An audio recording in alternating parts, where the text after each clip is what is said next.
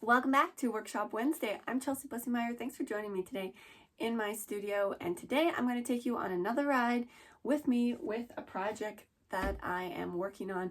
And you can see we're going to do a little bit of pattern drafting and sewing and have a lot of fun. And I also have a little companion with me today. This is Popcorn. This is my 4-year-old special dog. And he asked me if I could take him with me today so that he wouldn't be alone, because if he's alone at home, he would cry very loud. So when he left today, he gave me those specific instructions. So I thought, you know what, Popcorn can come to the studio with me today. So he's joining us as we go on this adventure together. So that being said, we get to look at this particular project here. This is actually a rain jacket. So this is, a special fabric with a membrane in it that makes it waterproof, windproof. And so there's some other things to kind of think about when you're working with a fabric like this.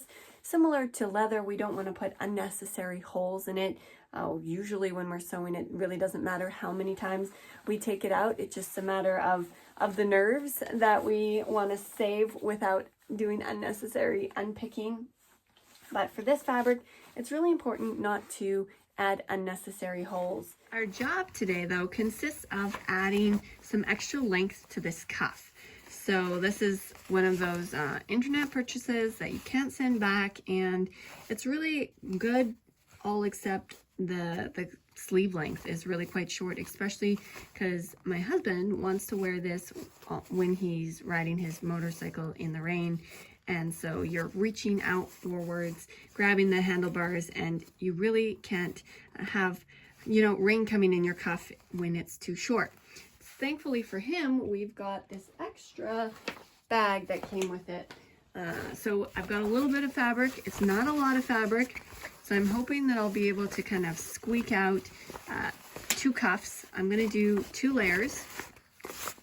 They'll have a seam on the edge because I want to do them formed rather than just straight. It's really quite a wide opening at the end of the sleeve as well, so I want to taper it down a little bit, and I'm just going to attach it right to the edge of this cuff. As we want to be really careful not to add unnecessary stitch holes in the sleeve, adding it right to this edge will ensure that the integrity of the arm stays the same, so there won't be any water coming into the sleeve itself past this inner cuff. We'll have just that extra row of stitching right here, and if I do need to do a double row so that it's really, the seam allowance is nice and firmly attached, then I can do that as well. But we really want to be careful to uphold that integrity and not have too many stitch holes in this waterproof fabric, making it not waterproof. First thing I'm going to do is make a pattern, and I'm going to make this cuff with 2 seams, and I'm also going to make it in a bit of a curve because I want the bottom edge to taper. So I know the measurement that I need. I'm just gonna draw it out here on this tissue paper, since tissue paper is cheap and I'm never gonna need this pattern again, so I don't need to keep it around. So that is gonna be kind of half the pattern. I'm gonna start by just making half the pattern. I think I'll probably cut out the whole thing. Just it might help me to lay it better on the fabric and puzzle it out rather than laying both pieces on the fold, but we'll see. I'll need to cut 4 of these in total, so I'm just going to start by drawing it out without seam allowance, and then we'll add the seam allowance to it afterwards. So I'm going to just extend this line so that I remember to add the seam allowance, and then put my marking on here. So since this is a fold line, we're going to start this off at a right angle, but then I'm going to raise it up a little bit here and draw in a new line. The more I adjust it, the more of a taper it's going to have. So I don't really have a number for how narrow I want it to get, but I also don't want this cuff to be like too dramatically cone shaped. I don't want it to be like a lantern shaped sleeve, just a tiny bit of a taper.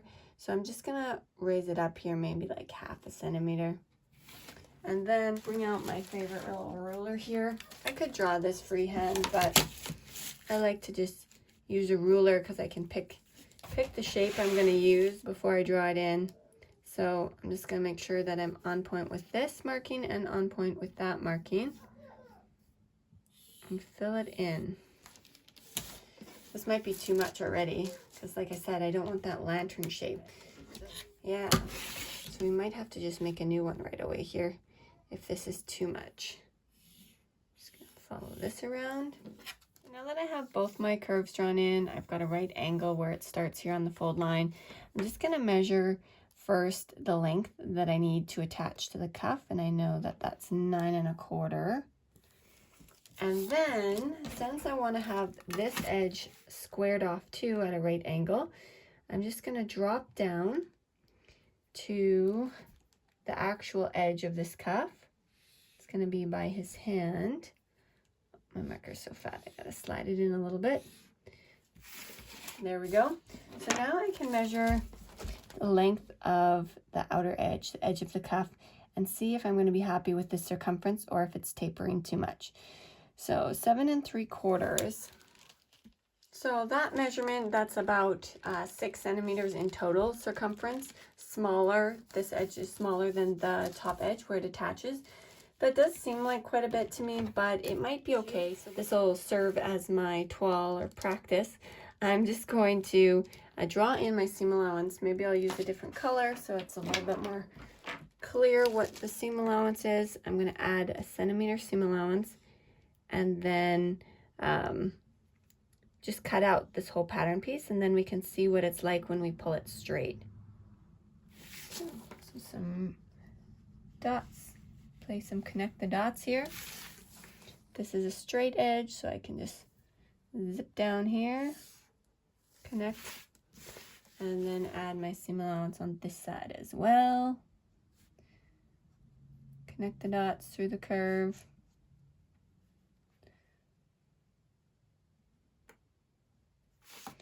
So here we go.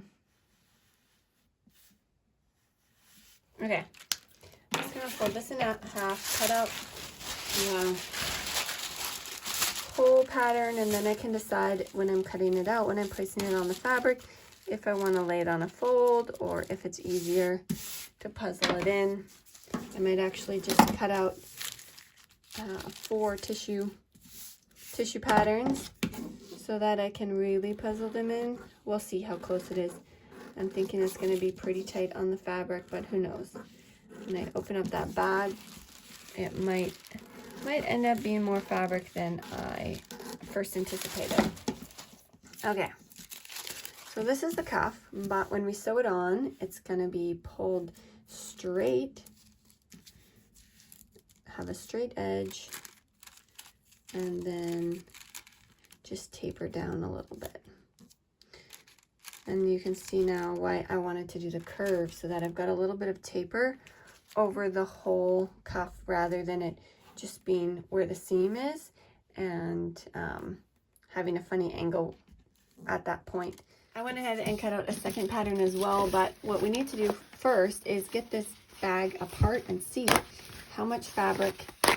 That's the thing you gotta love about poor quality sewing. It's easy to take apart. See how much fabric we've got to even work with if we can do a double layer cuff. I really hope we can, but that does mean we need 4 pieces. Well, this will be great to have in my sewing room stash in case I need that for anything. Let's see if we can just zip along here too and get this opened up. I won't actually use this edge because it's got stitch holes, so maybe I'll just cut it right off. Well, now that I've started doing that, you know what? I'll do it this way because I could use, if I do need that little bit in my like seam allowance, for example, if I just need a little extra 1/2 centimeter to puzzle them in, that maybe I should just keep all the fabric I can possibly use right up until it's all cut out. I might have to use part of the logo section on the inside of the cuff. That would also save me a little extra fabric. It doesn't want to come apart easily. Here they've used a much smaller stitch to stitch this down than to even sew the rest of the bag. There we go.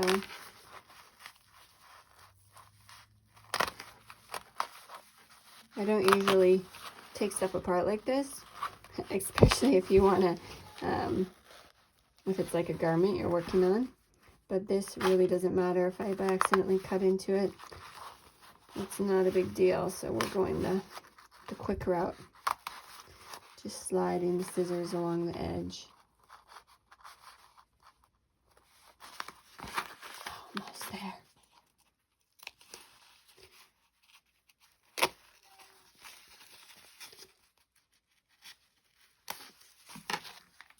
There we go. Now let's see, if we lay these on, this is just half a cup.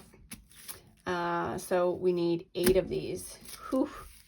This could get a little tight. You know what? I'm just going to go ahead and cut out 8 of these because this is going to be tight. I'm pretty sure I won't be able to make it happen, but I might be able to make an inner cuff with an extra seam in it. I'd really rather not, but I've got 2 already. Let me just fold this up. This is double layer. So that means I need another 6.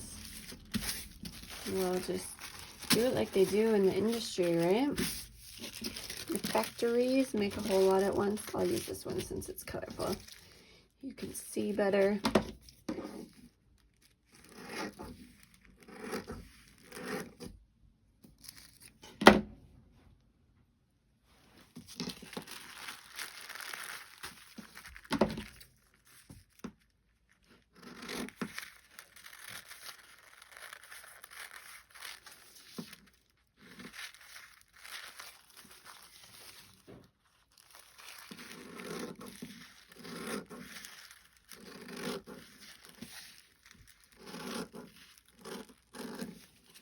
Now we've got 8 pieces. Let's see if we can puzzle these in here. This is going to be really, really tight. Yeah, 6 is easy. 6 is easy, but 8 is not going to be the same. Okay, so if we can't avoid the logo, what happens if we do it this way? One cuff will just have a little extra colorful peekaboo on the inside. If we do it this way, we can do 7, but we're still missing the 8th. I mean, we do have a little bit here. We're just gonna have to, I think, use this little corner, this leftover corner, and the end of the bag to create the last piece.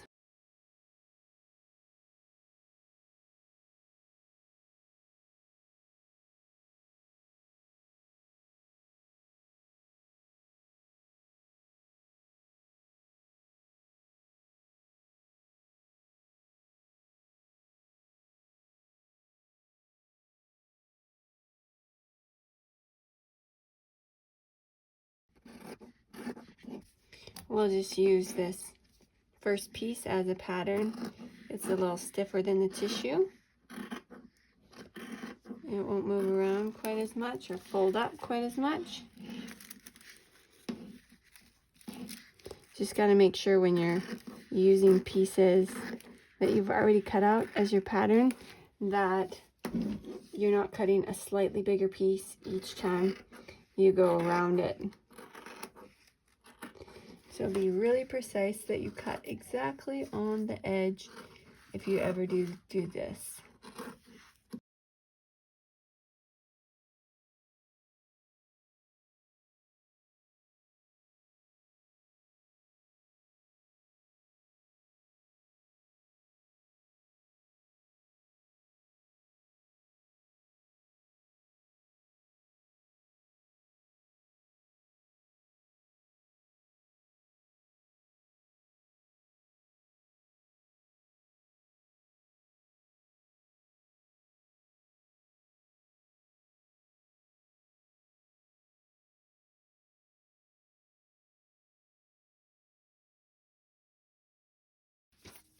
We'll slide this one up all the way in the corner so we have maximum amount of fabric on the other side.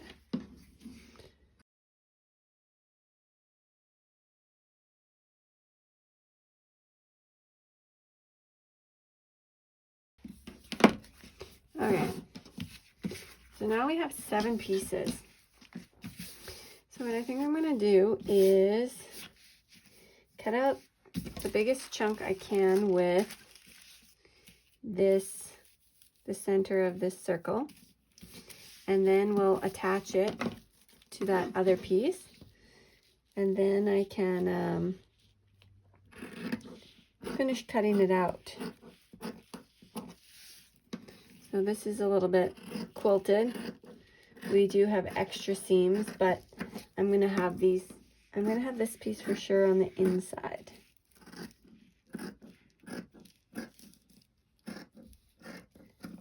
Inside of the cuff, so you don't see the seam, and so that you don't get extra water coming in. Okay.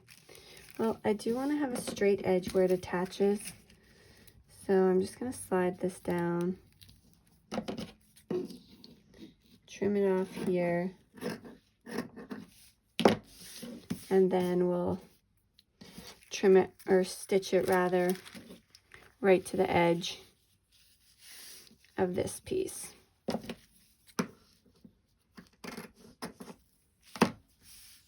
So let's get these 2 pieces together so that we can get our last piece cut out.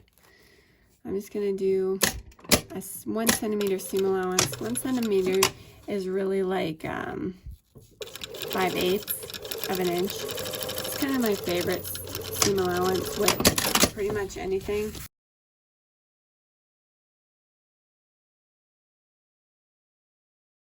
I've just come back over to the table and cut out the last portion of the cuff. We've got this extra seam, so it's a little bit unfortunate, but it will be on the inside, so it won't really matter, and the seam will totally be protected by the outer portion, so we won't get any rain on the inside.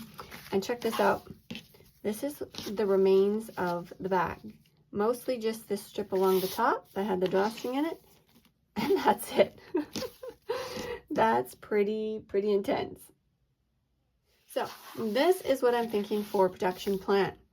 We're going to go over to the sewing machine and sew all 4 of these pieces of cuff together, closing the side seams, if you will. And then I'm going to attach them right here at the bottom hem. Once I flip it around and press it, then I'll have kind of an opening.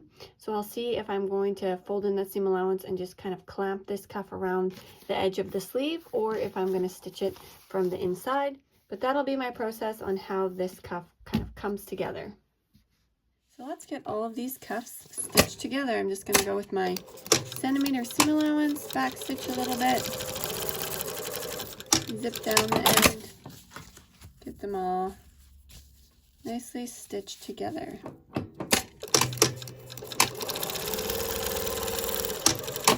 One down, 3 to go.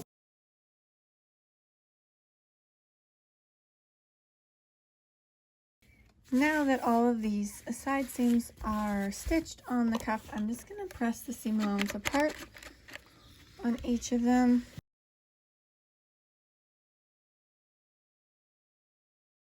This little membrane on the inside is definitely sensitive to heat, so I had to turn my iron down. But now it's not pressing quite as crisp. Here, this is the cuff that has the extra little bit sewn in, so it's got 2 seams next to each other. There we go.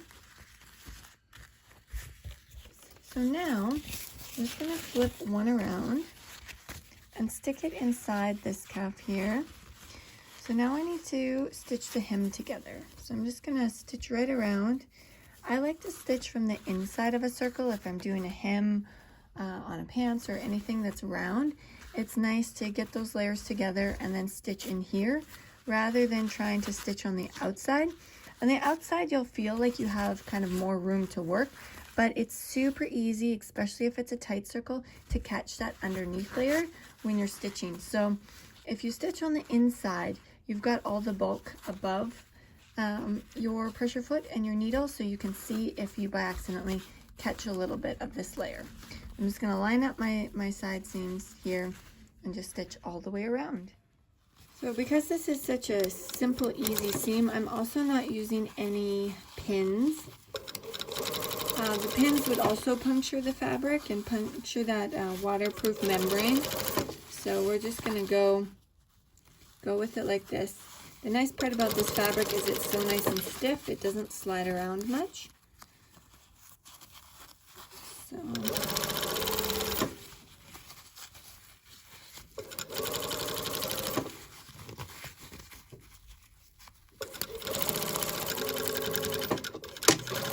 So before I flip it around, I'm just going to snip into my seam allowance a bit so that it's not too tight around the bottom of the cuff. Now, whenever I snip a seam allowance, I always snip them single layer. So I'm just snipping the top layer right now. And then I'm going to go around and snip the bottom layer offset. This is something that I started doing just because with the thin bridal fabrics that I was always working with, you could really see where I snipped seam allowances, and that always bothered me. I mean, sometimes you'll still see where a seam allowance ends, but it always really bothered me if you could see where the snips were. So if you do it offset, that just kind of keeps the transition a little bit softer, so it's just such a nice little effect, something you'll want to use always whenever you snip seam allowances. It really brings your sewing kind of to the next level. So when it opens up, it just goes back and forth between which piece has a snip, so it's just so smooth where it transitions. So now that we've got our seam allowance snipped, just going to flip it around and press it again. I'm going to flip this one with the extra seam on the inside, and then just press our hem nice and sharp. I'm not going to top stitch this at all because I want to just kind of minimize the amount of seams I'm putting in this fabric, minimize the amount of stitch holes. I'm just going to press it. I can see here the taper we have going on. I really like that little bit. It's a little bit narrower on the bottom. So before I stitch this actually to the sleeve, I'm gonna fold over my seam allowance. I'm gonna measure it to make sure it's the width that I want. And that's where I like to use this little measuring ruler. It's so handy. So I wanted it to be finished 7, so I'm going to make it just a little bit wider than 7 so that it can overlap on the original cuff. 7 centimeters, that is. And I'm going to just fold down this outer layer right at the length that I want the cuff to be. Once I have this layer folded down, we're going to go around and fold down the inner layer as well. But we're going to make that layer just slightly longer so that we only need 1 row of stitching to attach it. So this is again just to keep that membrane intact so that this jacket doesn't leak. And then also when we make that second layer a little bit longer, then we know we're going to catch it because we'll be stitching from the top so that we have nice neat stitching on the outside of the jacket. But we don't want to get all the way around and then realize we didn't catch the back layer at one point or another. So our row of stitching won't be quite as tight to the edge as it will be on the front, which will make it a little less sightly on the inside, but that's the inside. And it will be a lot sturdier that way rather than just barely catching the edge. So we want this to be durable and pretty on the outside. We don't really need it to be attractive on the inside. So here we go. Make sure it's tucked in all the way around. Double check my height. Perfect.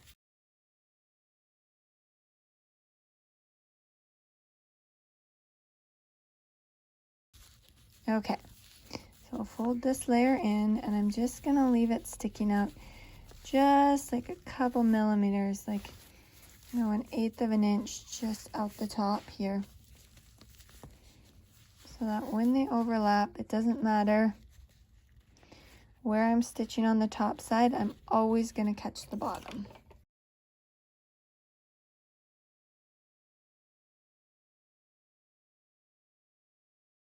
I'm just gonna tuck down the back side here too. Make sure it's folded at my edge. It's rolling out. I wish I could use a hotter temperature, but I definitely don't want to melt the membrane. That could also cause structural damage for sure.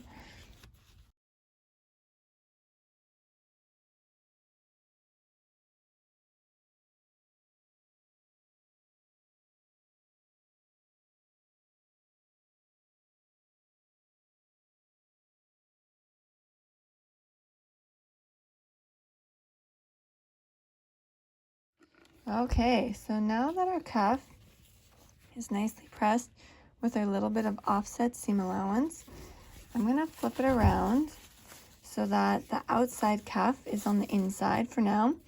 And that's the way I'm gonna stitch it on the jacket, because I once again want to stitch inside the circle. It's a little bit tighter this time around, even with the extra width of the cuff, but I just want to overlap it on either edge and then stitch around. Okay, so I've turned the sleeve inside out. I've also marked where exactly halfway is. So I've got the seam on this side and halfway on the other side, so I know where my side seams need to line up. And then I'm just gonna pinch this around the edge here. Pull it open so I can get inside. And this is gonna be a little bit tedious, inch for inch. We're gonna make our way around this cuff.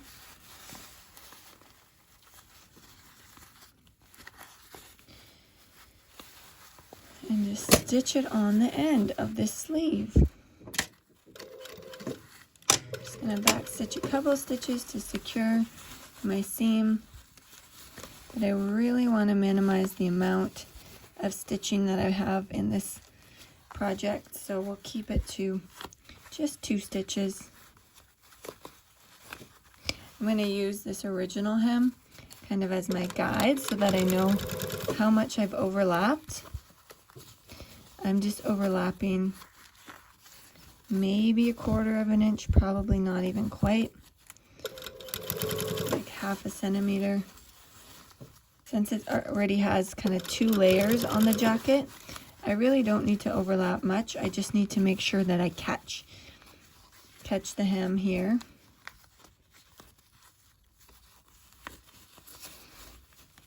Make sure that I'm nice and smooth.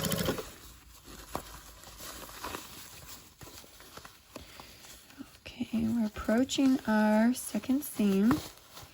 I'm gonna see how it lines up with the marking.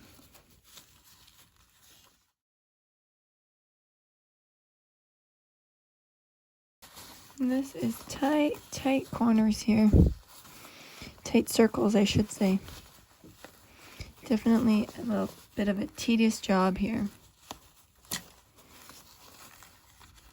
Times like this, it would be nice to have a free arm machine, but I just love the industrial machine. It just stitches through this fabric like it's no big deal.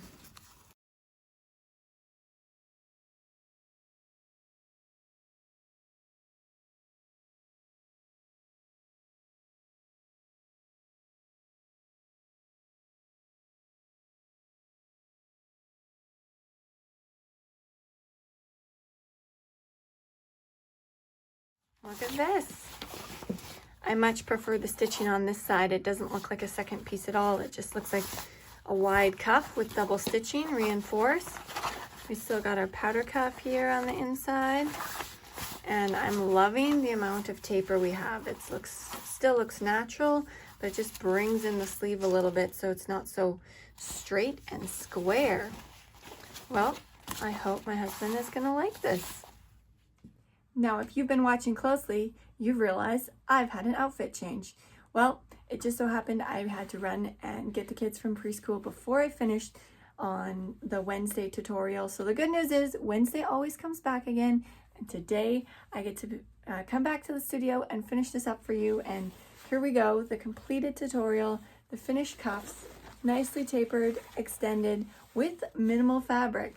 I hope you enjoyed this episode of Workshop Wednesday. And don't forget, check out the description below where you can find the link to join my Facebook group, sign up for my email list. I'll send you a free little pattern that goes along with another tutorial I have here on YouTube so that you can keep sewing. And I'd love to hear from you as well if you'd like to comment below and subscribe to my channel. Until next week, take care and happy sewing.